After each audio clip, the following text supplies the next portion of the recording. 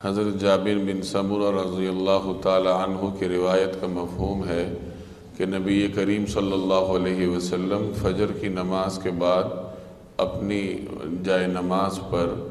चारज़ानू होकर तशरीफ़ फरमा रहते यहाँ तक कि सूरज तुलू हो जाता। ये सुनन अबी दाऊद की रिवायत है जिसमें नबी करीम सल्लल्लाहु अलैहि वसल्लम के मामूल का ज़िक्र है कि आप सल्लल्लाहु अलैहि वसल्लम फ़जर की नमाज के बाद चारज़ानू होकर अपनी जगह पर तशरीफ़ फरमा रहते यहाँ तक कि सूरज तुलू हो जाता।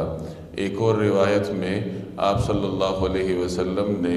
फ़जर की नमाज के बाद अपनी जगह बैठे रहने और इशराक की नमाज पढ़कर मस्जिद से निकलने की फ़जीलत बयान फरमाई है। इस तरीक़ाकार पर अमल करने से इंसान को नेकियां भी बेश बहा मिलती हैं और दुनियावी कामों में भी बरकत पैदा होती है।